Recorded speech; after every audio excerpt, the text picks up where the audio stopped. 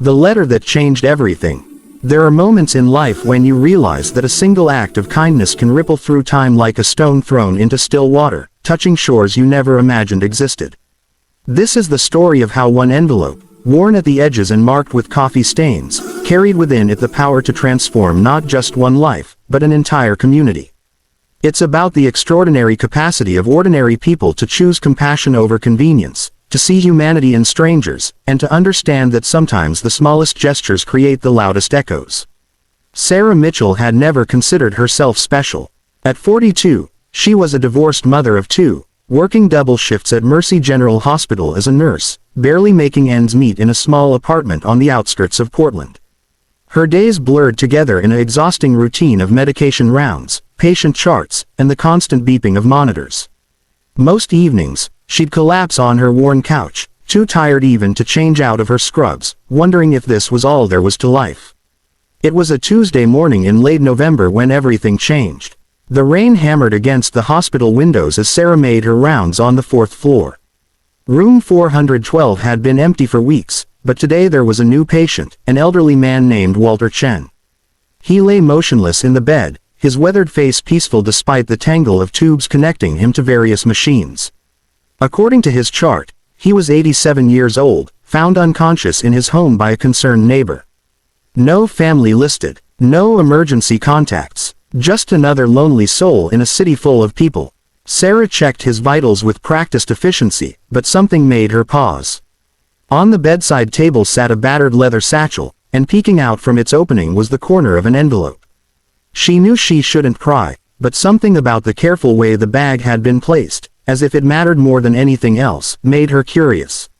The envelope was addressed to, "My dear friend," in shaky handwriting. Inside was a letter, and as Sarah began to read, tears welled in her eyes. Walter had written it to whoever found him, a final message he'd prepared knowing his time was running short.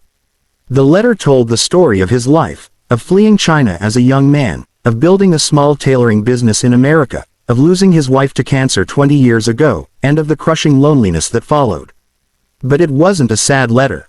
It was filled with gratitude for the life he'd lived, for the kindness strangers had shown him along the way, and for the beauty he'd witnessed in ordinary moments. The final paragraph made Sarah's breath catch. Walter had left instructions for his modest savings, roughly $30,000, to be distributed to people in his neighborhood who were struggling. He'd made a list, carefully noting who needed help with rent, who couldn't afford their medications, who had children going without winter coats. He'd been watching, caring, noting their struggles even as he lived alone in his small apartment. The letter ended with a simple request: please make sure they know someone cared. Please let them know they matter. Sarah sat down heavily in the chair beside Walter's bed, the letter trembling in her hands. Here was a man who had so little, yet wanted to give everything away. A man who noticed the suffering of others even in his own pain. She looked at his peaceful face and made a decision that surprised even herself. She would make sure Walter's final wish came true, no matter what it took. The next weeks became a mission. Sarah spent her lunch breaks tracking down the people on Walter's list. There was Maria Rodriguez, a single mother of three, working 2 minimum wage jobs, always one emergency away from eviction. There was James Turner, a veteran living in his car, too proud to ask for help but unable to afford both food and his diabetes medication. There was the Kim family, refugees who'd arrived 6 months ago, their teenage daughter sleeping in the living room because their one-bedroom apartment was all they could afford. But Sarah quickly discovered a problem. Walter's lawyer, a stern man named Mr.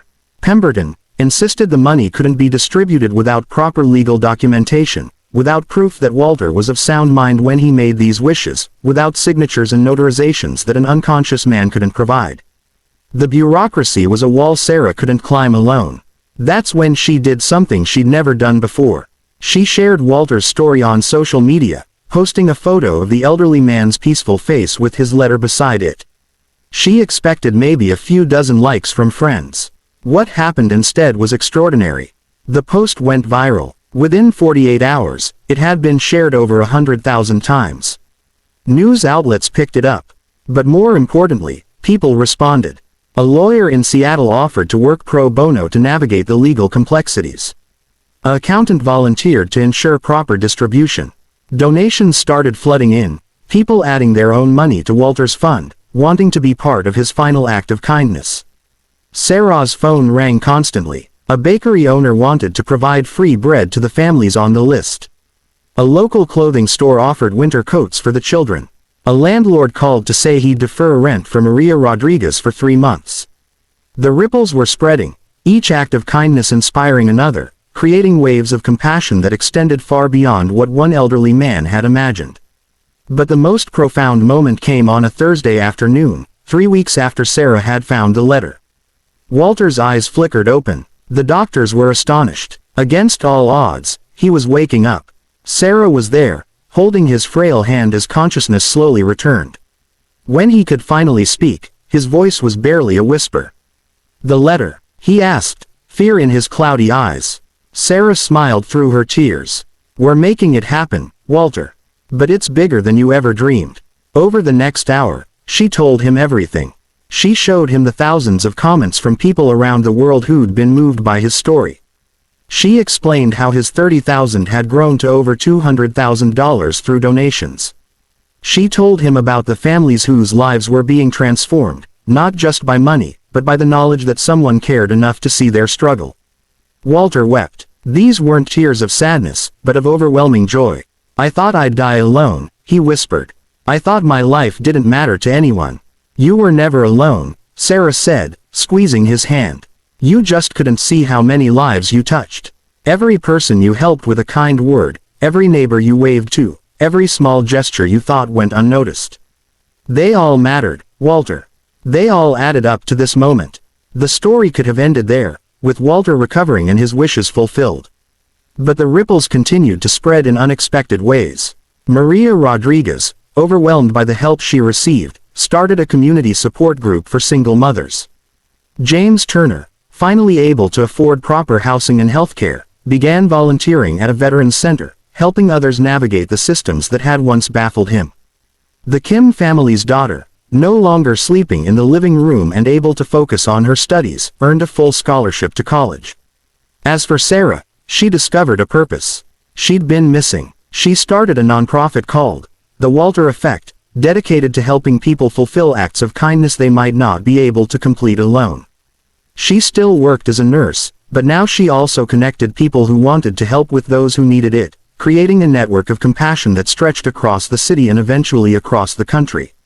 Walter lived another 2 years, healthy enough to attend the wedding of Maria's oldest daughter, to see James Turner's Veterans Center open, and to watch the Kim family's daughter graduate high school as valedictorian. He attended every Walter Effect event, a quiet presence whose story continued to inspire thousands to look beyond their own struggles and see the humanity in others. When Walter finally passed away peacefully in his sleep at 89, his funeral wasn't the lonely affair he'd once imagined. Over 500 people attended, each with their own story of how his kindness had touched their lives, directly or indirectly. They came from across the country, this community of strangers united by one man's simple belief that everyone matters, that everyone deserves to know they're seen and valued. Sarah gave the eulogy, and as she looked out at the sea of faces, she realized the true lesson of Walter's story. It wasn't about the money he'd left behind or even the specific people he'd helped. It was about the choice we all face every day, to see others or to look away, to act with compassion or to focus only on our own struggles, to believe that our small gestures don't matter or to understand that they might be everything to someone else. The letter that had started it all now sits framed in the Walter Effect office, a reminder that kindness isn't measured by grand gestures or large donations. It's measured by the intention to help, by the willingness to see others' pain, and by the courage to act even when we ourselves are struggling. Walter Chen had very little by society's standards, but he understood what so many miss, that in giving ourselves away, we become larger than we ever imagined possible. Today, the Walter Effect has helped orchestrate over 10,000 acts of kindness. But more importantly, it's changed how people see the world around them. They notice the neighbor who seems lonely. They help the stranger struggling with groceries. They understand that everyone they meet is fighting battles they know nothing about, and that a simple kindness might be the thing that helps someone hold on for one more day. And it all started with one nurse who decided to read a letter, to care about a lonely old man, and to believe that his final wish mattered enough to fight for. That's the power of humanity. Not that we're all heroes, but that we all have the capacity to choose kindness, and in doing so, to change the world in ways we'll never fully comprehend.